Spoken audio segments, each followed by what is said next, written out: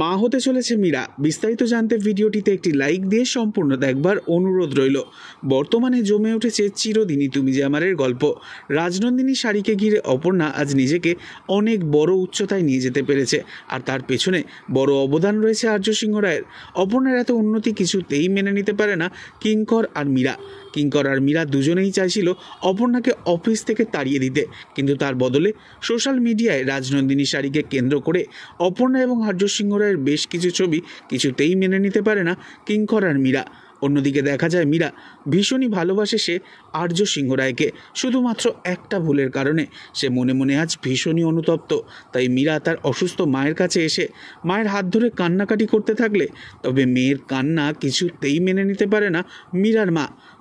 মীরাকে আবদার করে যেন মীরা এবার একটা বিয়ে করে, কিন্তু মীরা মনে মনে ভাবতে থাকে সেই আর্য সিংহ রায়ের কথা।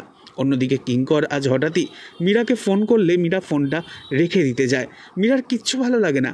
তখন কিঙ্কর বলে, আমি জানি তোমার মনের অবস্থা মীরা, আমি তোমাকে বারবার মানা করেছিলাম সত্যি কথা আর্যকে কখনো না বলতে, তবুও তুমি শোনোনি। এবার আমার কথা না শোনার ফল তুমি ভালো মতনই বুঝতে পারছো। তাই এবার আমি এমন একটা কাজ করতে চলেছি যাতে তুমি তোমার আর্য সিংহ রায়কে চিরদিনের মতন করে পাও, আর সেটা হবে অপর্ণার চোখের সামনে। অপর্ণা কিচ্ছু করতে পারবে না। এরপর কিঙ্কর ফোনেতে মীরাকে একটা ছবি পাঠায়। ছবিটা দেখে মীরা বলে ওঠে, এটা তো একটা মেডিকেল সার্টিফিকেট। তখন কিঙ্কর বলে, ঠিক তাই, এই মেডিকেল সার্টিফিকেটই প্রমাণ করবে যে তুমি আর্য সিংহ রায়ের সন্তানের মা হতে চলেছ। এই মেডিকেল সার্টিফিকেটই ঝড় তুলবে সিংহ রায় পরিবারে, আর ও বাড়ির সমস্ত ব্যাপারে তোমায় হেল্প করবে মানছি। কথাটা মাথায় রেখো, না হলে তুমি বিপদে পড়বে। তবে কি মীরা রাজি হবে কিঙ্করের শর্তে, নাকি তার আগেই এবার আর্য কিঙ্করের খেলা ধরে ফেলবে?